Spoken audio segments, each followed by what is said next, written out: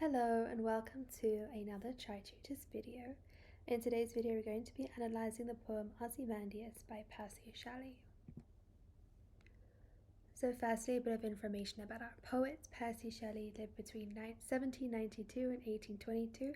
He was a romantic poet, which meant that he primarily focused in his poems on the themes of the power of nature and praising nature. His second wife was Mary Shelley, who wrote the novel Frankenstein. The title Ozymandias actually refers to a real-life monarch of Egypt, a pharaoh. So this is an allusion to the pharaoh known as Ramses II. It's the Greek name for Ramses II. He was known as a great ruler who ruled for quite a big chunk of time from 1279 to 1213 BC.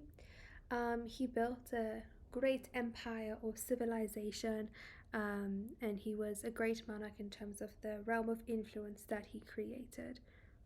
So he commissioned many statues, many temples, and we're going to see how that's important when we get to the poem. I met a traveller from an antique land who said, "Two vast and trunkless legs of stone stand in the desert. Near them on the sand, half sunk, a shattered visage lies, whose frown." So the I, the personal pronoun, the speaker talks and he relates. He's going to relate from his perspective what he hears from the traveller, and then we're going to see the direct speech. If you think about the word traveller, or if someone is a traveller, they probably have many stories, they're probably very worldly, and it comes from an antique land. So antique means really old, and this is an allusion to Egypt because he's going to talk about Ozymandias, and Ozymandias was the pharaoh of Egypt, and we know Egypt to be a really ancient place and civilization. It is a bit of an ambiguous line in terms of, does the traveller, is he originally from Egypt or did he just visit Egypt? That's not really made clear. Who said, and then we have a dash to introduce this direct speech, and this direct speech shows that the speaker is relating the story in the traveller's own words.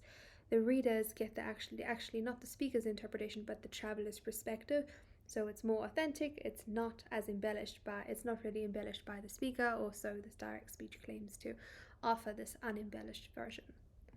And so any analysis or explanation is from the traveller's perspective. And so this is what he relates to the speaker one day. He says, "Two vast and immense trunkless legs of stone." Vast means immense, trunkless means there's no body attached, legs of stone. So the legs of the statue of Ozymandias are standing there in this antique land.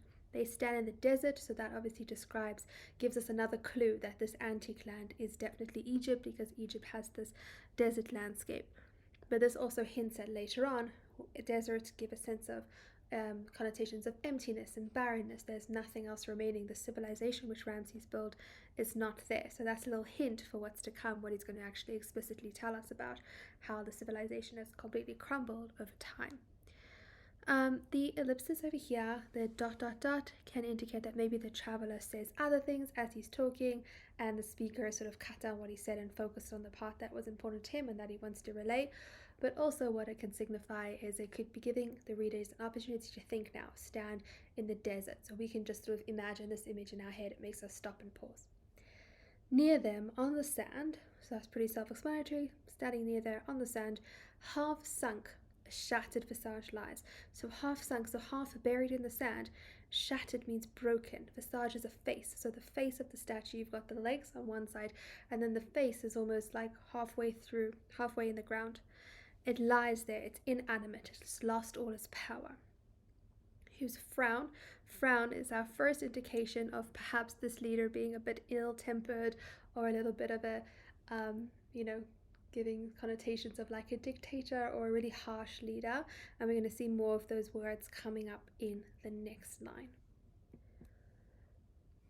And wrinkled lip and sneer of cold command tell that its sculptor well those passions read, which yet survive, stamped on these lifeless things, the hand that mocked them and the heart that fed.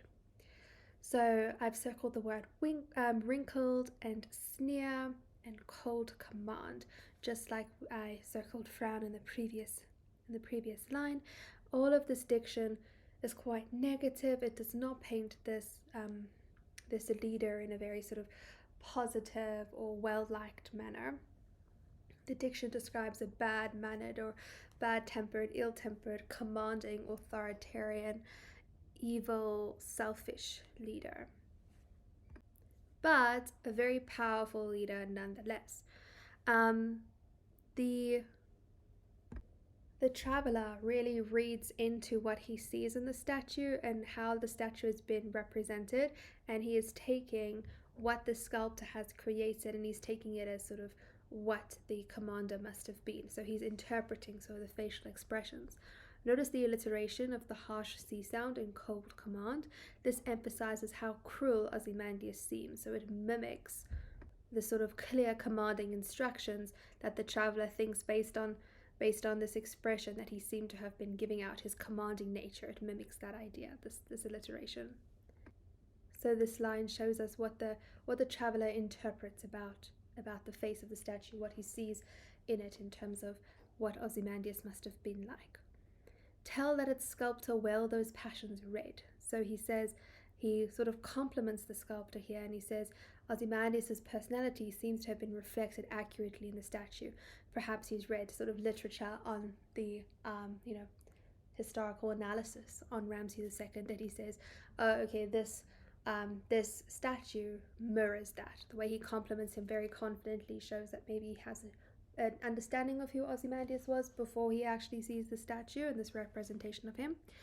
Well, those passions read, passions meaning characteristics. He read them well and he put them into the statue in a good way, which yet survive. So we're going to talk about that, how Ozymandias' legacy does not survive, but what actually does survive here is all the negative characteristics of him within the space of the statue, all these cruel characteristics of Ozymandias. That's the only thing that seems to have survived. We'll talk about what has not survived later on. Stamped on these lifeless things. This lifeless thing is the statue. It is, and things meaning like a part. So the longevity of Ozymandias' legacy and all the sort of life-giving things that maybe he created or he thinks he created or he commanded, those don't live on. There's a sense of lifelessness. It's this dead thing that lives on. It's just on the statue. So he hasn't been successful in sort of preserving his legacy forever and ever. The hand that mocked them and the heart that fed. So what has survived is this image of a hand and heart. This is synecdoche, when a part represents a whole, because these are the things that have sort of survived, but he's not just talking about the hand of Ozymandias. That wasn't the only thing that mocked the people, them meaning the people of Ozymandias' time, the people who he ruled over, but he's referring to Ozymandias himself. But by using synecdoche, he's emphasized that only parts of the figure of the statue remain. And so here, once again, it's not really a positive image that's being painted of Ozymandias. It's that he mocked his people, and the heart that fed. If you think of the connotations of fed, it's almost like consume, and it's not entirely, what we would like to describe a leader as feeding off its people, because that's a sense of like taking from the people. So Ozymandias is described here as being perhaps a little bit selfish and a little bit egotistical and very sort of demanding of his people, but not giving them any sort of recognition for their work or appreciation. The semicolon over here is important. It signifies a separation. Now we're going to be moving on to the sestet of the sonnet. And the sestet is going to be a bit of a change from not just, the traveler's sort of description of finding the statue, but we're going to get a bit more information about the theme of the poem coming through in the sestet. And on the pedestal, these words appear. My name is Ozymandias, king of kings. Look on my works, ye mighty in despair. Nothing beside remains, round the decay of that colossal wreck, boundless and bare.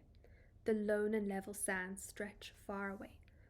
So on the pedestal, which is the base of the statue, these words appear. This colon at the end of the line introduces the words that we're going to see.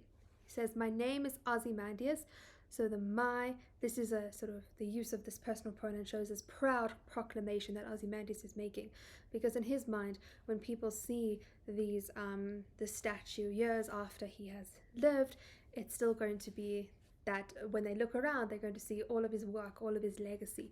So he's really proud to proclaim, my name is Ozymandias, King of Kings. So here we have an allusion to the sort of godlike image, because God is supposedly, God is described in literature as being, the King of Kings.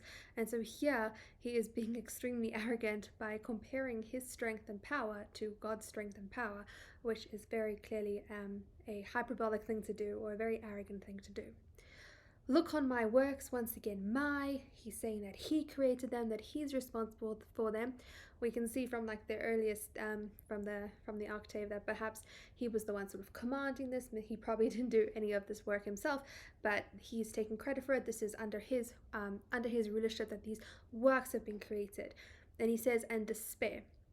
You should look upon my works and be in awe of them. You should feel how superior I am.